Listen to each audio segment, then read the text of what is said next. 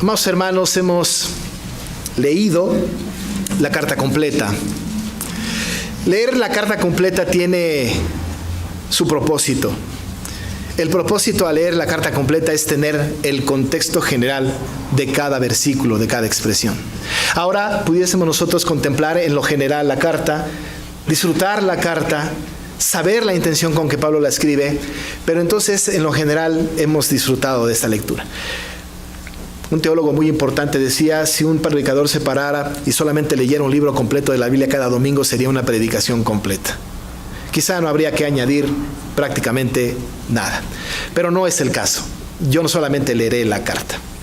Vamos a ir analizando a lo largo de este tiempo, el tiempo que nos dure, versículo por versículo, el conocimiento que necesitamos tener del apóstol Pablo a los filipenses. Esta serie de sermones van a iniciar hoy con esta lectura general, con una introducción.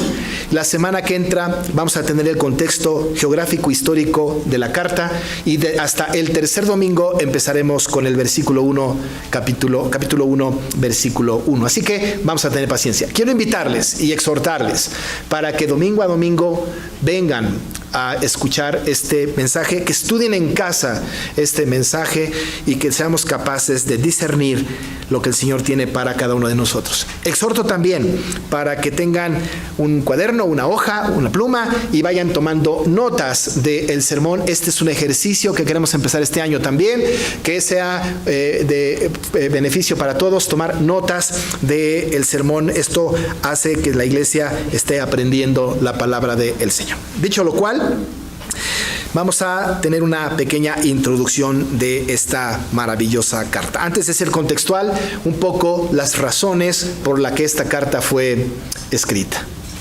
Déjeme establecer solamente un contexto necesario para hablar de esta introducción. Algo que es muy interesante y muy importante conocer en este sentido de esta carta es saber que quien la escribe es el apóstol Pablo. También tenemos que saber, y aunque la próxima semana ahondaré más en esto, el apóstol Pablo escribe esta carta no durante su tiempo de un viaje misionero, sino posterior a sus viajes misioneros. No es una carta que él fue escribiendo en el camino, en el proceso de sus viajes, sino que fue escrita una vez que él culminó sus viajes. De hecho, tenemos que decir que esta carta, junto con Colosenses, Filemón y Efesios, son cartas que fueron escritas estando el apóstol Pablo prisionero en Roma. De tal manera que estas cartas, generales junto con la pastoral de Filemón, son llamadas cartas carcelarias, son cartas que el apóstol escribió desde la cárcel.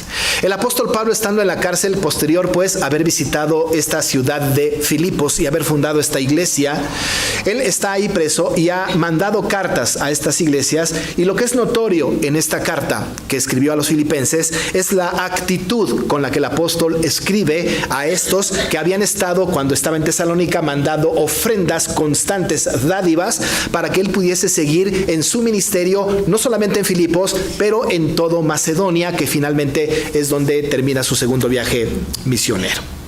El apóstol Pablo entonces está preso. El apóstol está en la espera de una sentencia de muerte. Él en realidad no sabe qué va a pasar, aun cuando está explícito en la carta que el apóstol está como confiado en que va a salir, porque dice que va a salir pronto y va a ir con ellos a saludarles. Él está recibiendo información de Filipos por Epafrodito y ha prometido que va a mandar a Timoteo para que Timoteo también esté ministrando en esta iglesia. Parece ser que el apóstol está anhelando salir, pero lo cierto es que él está esperando una sentencia de muerte. Ha sido apresado, ha sido llevado encadenado, ha estado en Roma.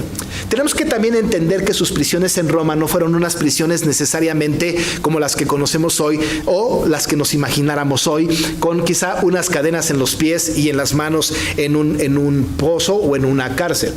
Lo más probable es que el apóstol Pablo haya estado en una especie de cárcel domiciliaria, un tipo de arresto en este sentido, que quizás se podía mover libremente libremente durante o alrededor de un lugar en donde incluso podía predicar el evangelio a las diferentes personas que lo custodiaban. Por eso él dice que manda saludos de él y de los que están en el pretorio, es decir, gente que quizá él compartió el evangelio. Él era experto en cárceles, no solamente porque visitaba, sino porque él mismo había estado en algunos momentos preso en algún lugar. Así que entonces predicaba el evangelio en este lugar.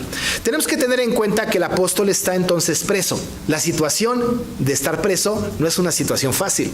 Ninguno de nosotros hemos estado preso, espero, o si han estado presos lo han experimentado, pero estar sujeto, estar preso, estar arrestado es una situación que puede llevar a un grado de depresión profunda, un grado de tristeza profunda. Puede llegar uno incluso siendo creyente, estando preso, pensar que es el fin de la existencia y tener una actitud de derrota, de depresión, de angustia, de zozobra. Vemos a un apóstol Pablo distinto. Y cuando pensaba yo en la predicación de este año, en el libro de Filipenses, pensé puntualmente, nosotros vivimos en una situación en el mundo, en nuestro país, en nuestra realidad, que no es necesariamente la mejor época de nuestras vidas. No es verdad, no estamos nosotros presos de ninguna manera, pero vivimos en circunstancias un poco complicadas, un poco difíciles. Algunos de nosotros, aun y cuando tenemos la libertad que el país nos ofrece, aun y cuando quizá no tuviéramos necesidades económicas o de esta naturaleza, sí tenemos alguna situación que está enconándonos a una situación en donde hay tristeza, depresión o angustia. Hay situaciones con los hijos quizá, o quizá también hay situaciones en el trabajo, o posiblemente situaciones en la iglesia o en la escuela o alrededor de nosotros que nos están generando una cierta angustia, cierto anhelo de tranquilizante, cierto anhelo de paz en el corazón. Y cuando pienso en estas cosas y pienso en la carta del apóstol Pablo a los Filipenses, atinadamente el apóstol, por inspiración del Espíritu Santo y nosotros siendo lectores pasivos o más bien activos, implícitos de la carta, nos viene bien poder estudiar esta carta para que pudiésemos encontrar en ella la respuesta a la búsqueda incansable de la humanidad de la felicidad. Si nosotros quisiéramos buscar dónde encontramos la verdadera felicidad en cualquier circunstancia en la que estemos, esto es estudiando el libro de Filipenses. No solamente porque el apóstol escribe en una situación adversa, sino porque la inspiración del Espíritu Santo en línea por línea, en el idioma original y en el español, nos llevan de la mano para que nosotros, terminando este estudio, no seamos creyentes quejosos, sino que seamos creyentes confiados en que el Señor hace su obra para con nosotros.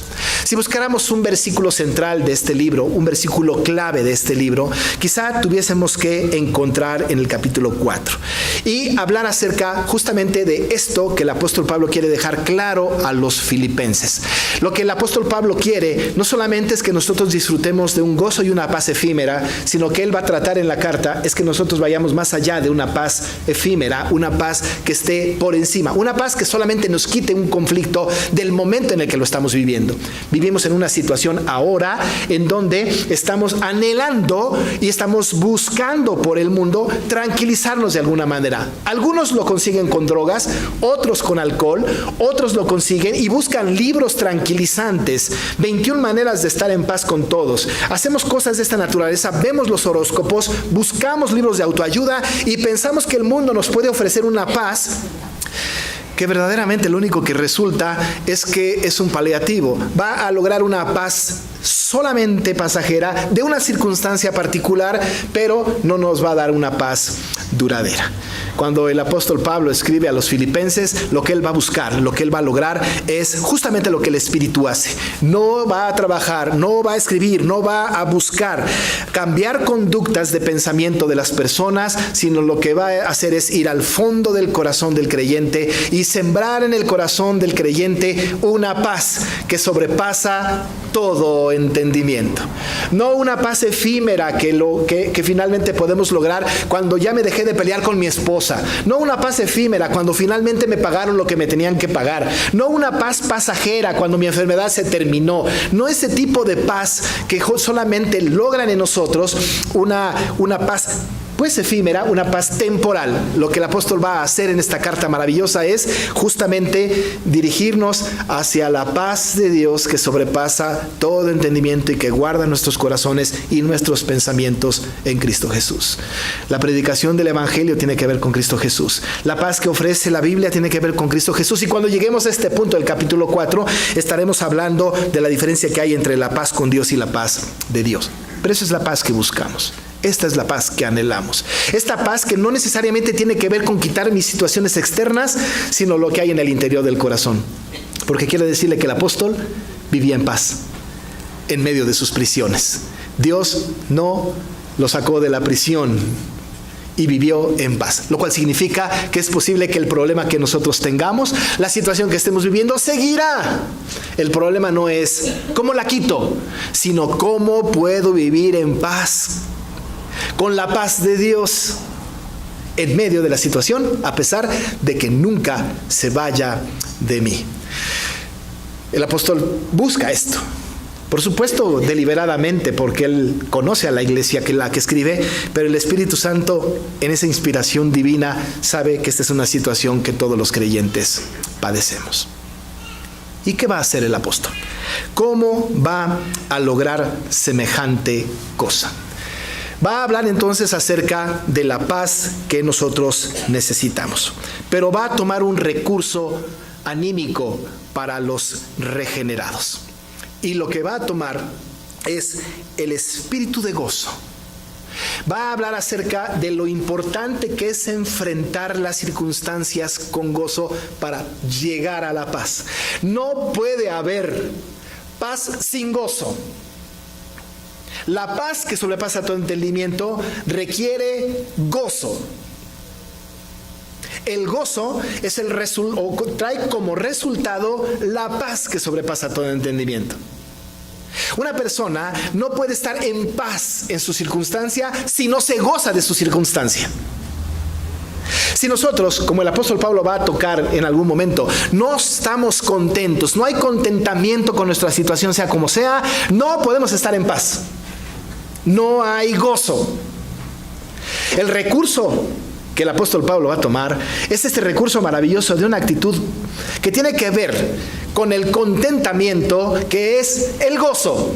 Imagínese usted nada más a un individuo que está preso y que le está diciendo a los filipenses que no están presos y que seguramente Epafrodito le está diciendo: oye Pablo, por ahí Evodia y Síntique se están peleando. Hay una guerra dentro de la iglesia.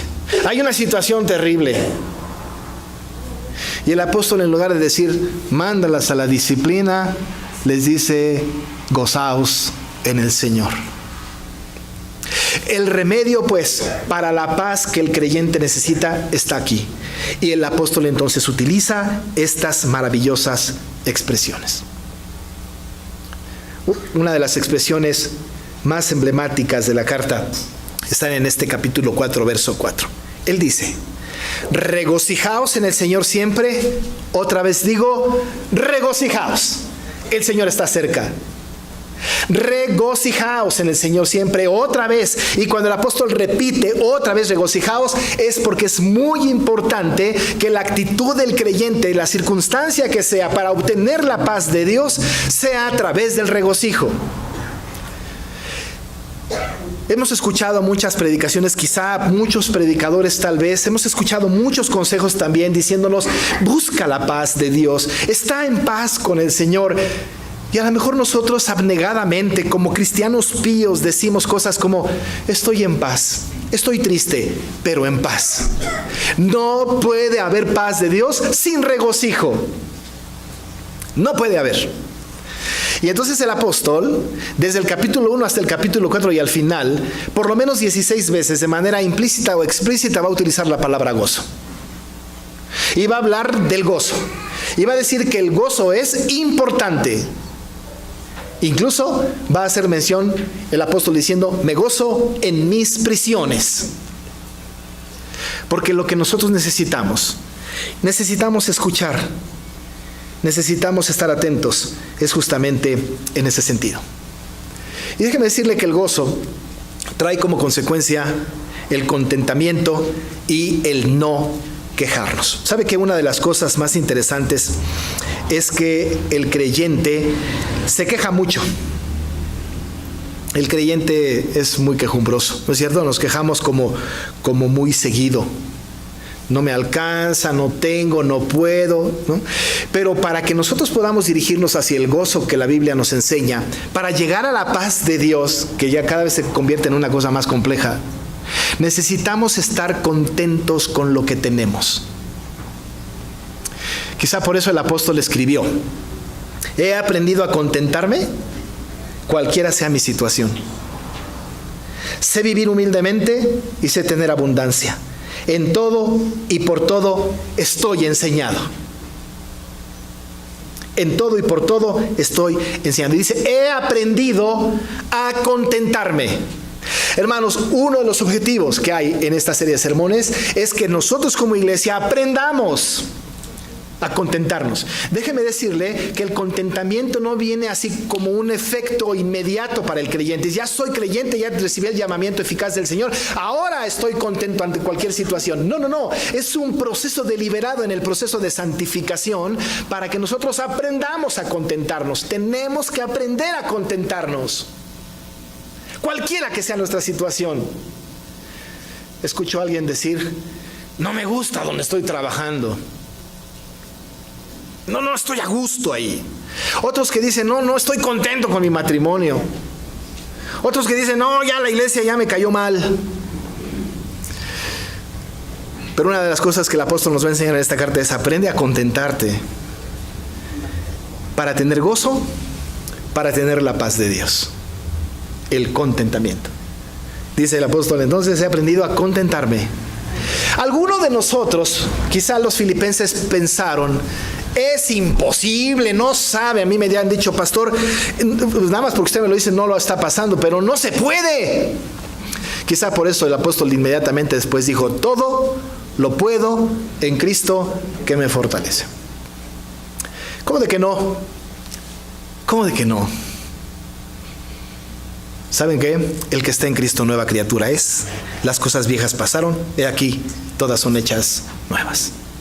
Todo lo puedo en Cristo que me fortalece. Desde luego en el contexto de la abundancia y de la escasez, pero todo lo puedo en Cristo que me fortalece. El capítulo 4, que es maravilloso, nos habla de esta expresión, el apóstol diciéndonos justamente que todo lo puedo en Cristo que me fortalece. Cuando pensamos en este tipo de cosas, el apóstol nos va dirigiendo otra vez en el contentamiento para llegar al gozo, para obtener la paz de Dios. Todo lo puedo en Cristo que me fortalece. Y alguno dirá: pero todavía falta algo, ¿no? Hay algo que me falta todavía. Y la carta termina diciendo: mi Dios pues suplirá todo lo que os falta conforme a sus riquezas en gloria en Cristo Jesús. Hermanos, no tenemos pretexto. Lo que buscamos en esta predicación, en esta serie de predicaciones, finalmente es tener la paz de Dios, que sobrepasa todo entendimiento y que guarde nuestros corazones y nuestros pensamientos en Cristo Jesús. Para lograr tener la paz de Dios tenemos que entrarle a esta actitud con gozo. Cualquiera que sea nuestra situación, gozarnos en el Señor. Con contentamiento. Tenemos que aprender a contentarnos, cualquiera que sea nuestra situación. En la escasez o en la abundancia. En el conflicto, en el éxito. Tenemos que contentarnos con la pareja que tenemos. Tenemos que contentarnos con el trabajo que tenemos. Tenemos que contentarnos por la iglesia en la que estamos. Tenemos que contentarnos por los hijos que tenemos, por los padres que tenemos. Tenemos que contentarnos por la escuela en donde estamos, aunque no sea de paga. Tenemos que contentarnos con el recurso que el Señor nos permite tener. Tenemos que contentarnos por la pobreza en la que estamos. Tenemos que contentarnos por la pérdida del ser querido. Tenemos que contentarnos por la enfermedad en la que estamos. Tenemos que aprender el contentamiento. Porque, ¿qué cree? Todo lo podemos en Cristo que nos fortalece. Y si algo falta, nuestro Dios pues suplirá todo lo que nos falta conforme a sus riquezas en gloria en Cristo Jesús. Entrar a este estudio, hermanos, No va a ser una predicación constante de un llamado a la santidad.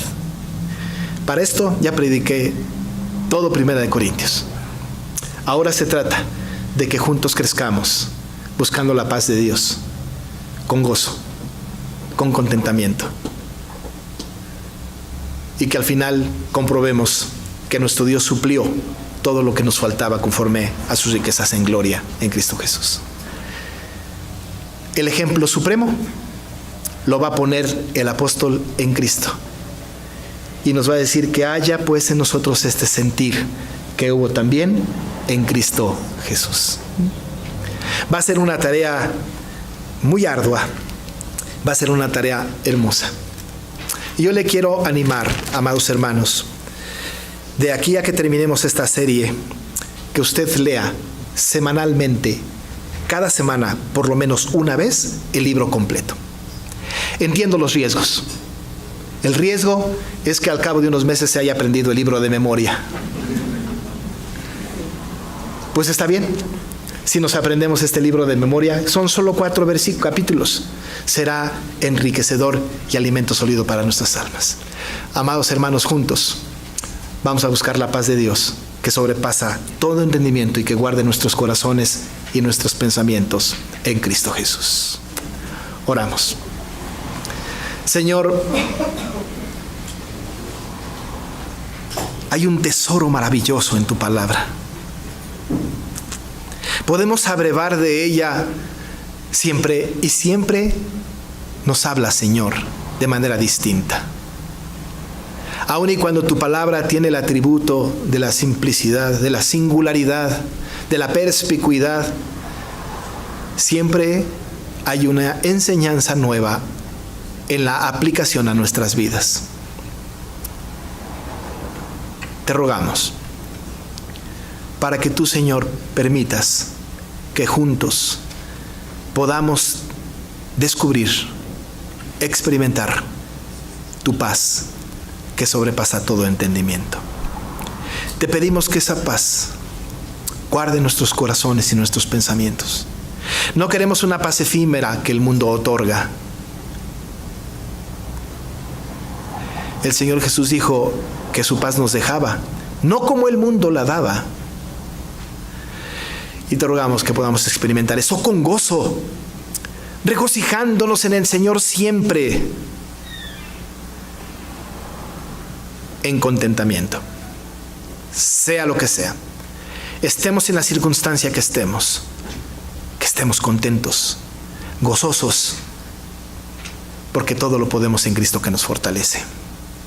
Y tú maravillosamente suplirás todo lo que nos haga falta. Te damos gracias y te pedimos dirección para esta serie de reflexiones en el nombre de Jesús. Amén.